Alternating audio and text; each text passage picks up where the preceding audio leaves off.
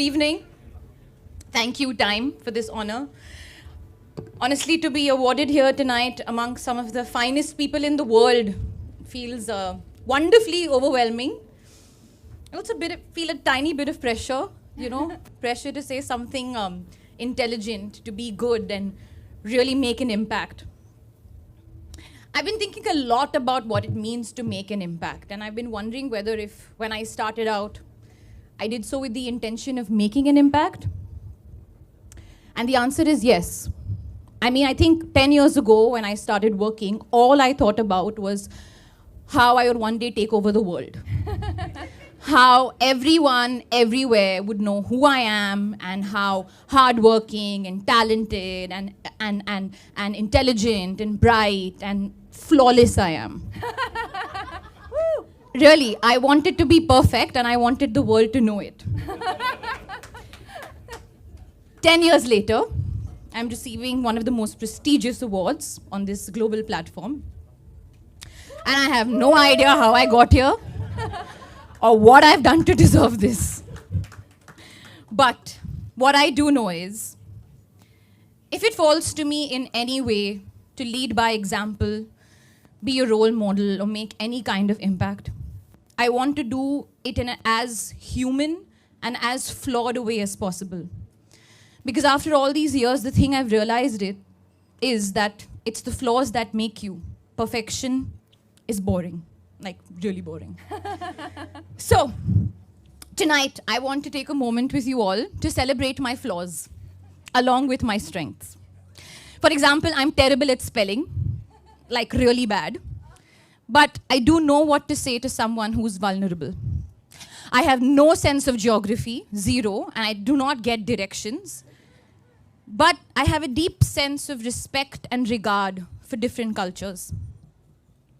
My general knowledge is widely known to be weak, but my emotional intelligence is something that I worked really hard to cultivate. I have a tendency to be hard on myself with regards to my weight and my appearance, but I never say no to a French fry. Because, YOLO. Through my movies and my characters, I've tried to celebrate flawed people because at the end of the day, it's the imperfections that make a character compelling. So what I'm trying to say is, being yourself is truly the greatest impact that you can make. In the movies and in life, you do not have to be perfect. You just have to bring everything you have, the lows, the highs, and the real things that we're actually afraid of speaking about. There is no greater impact than being yourself. I want to end with a few thank yous. Thank you to you all for patiently listening to me. Thank you to my team for constantly being there for me. Thank you to my family, my mum for bringing me onto this planet, my father, my sister Shaheen who has helped put my thoughts into words, my husband Ranbir. I don't know what, I need to give them a separate award to genuinely put up with me on a daily basis. I am immensely proud to be here tonight as a representative of my country, a country that has built both me and my career. India is a country that at its core values diversity above anything else, and it's a song that I hope to sing all over the world. And lastly, when it comes to making an impact, I hope I can continue to do so in whatever way possible. But for now, tonight, this award has genuinely made an impact on me. Me and my little one, who has relentlessly kicked me through this speech. Thank you so much. Have a good night. You come from a film family and have achieved everything at such a young age. Today, at 24, is it too good too soon as a phenomena, you think? I have to say that whenever people ask me about my achievements, Karan, about how you're doing so well, how do you feel, you're doing this, you're doing that, to me, I'm just doing. I have no idea of how well I'm doing and what that means for me and whether this is too good too soon or whether I'm going to burn out. I think that if I sit back and assess every step I take, then I'm going to be taking myself way too seriously. All I want to do is give a lot of heart into all my performances, into every character that I play. And I want to be remembered for the movies that I'm a part of and the characters that I play, because that's the kind of impact movies had on me as a child.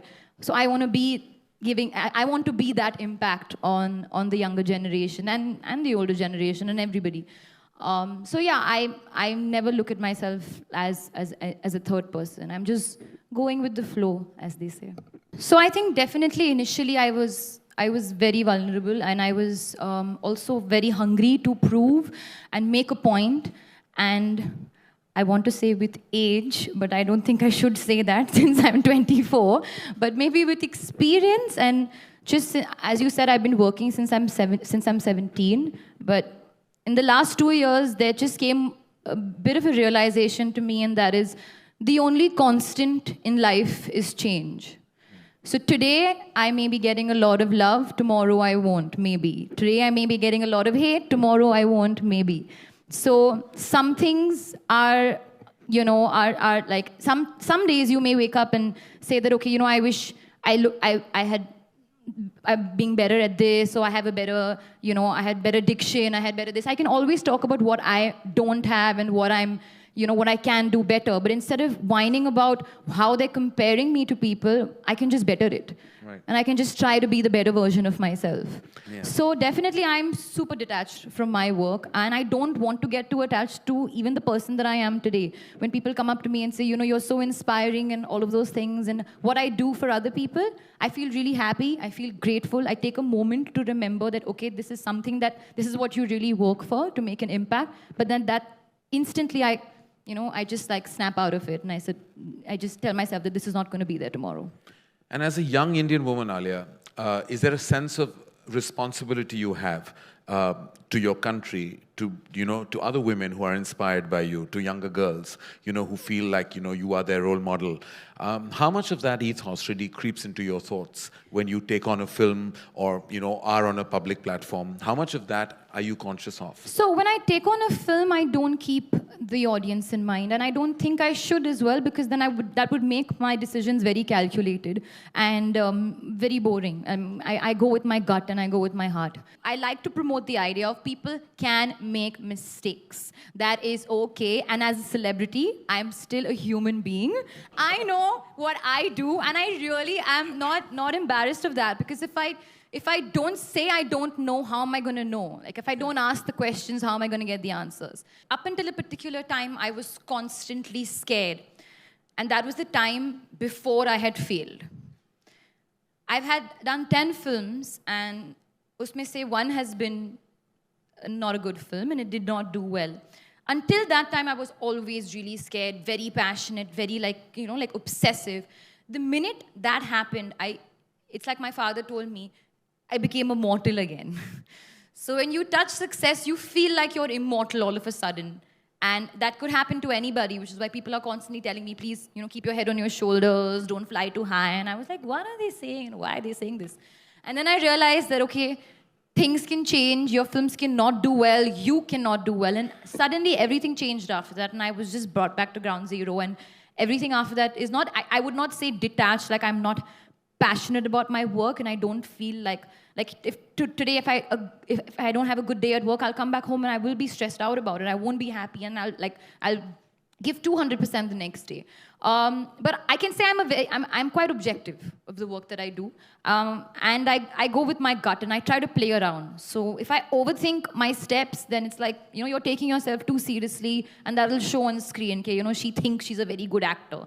But the minute I really, really believe in my part and my character, that just gives me that kind of ease to play with it and just, have fun with it.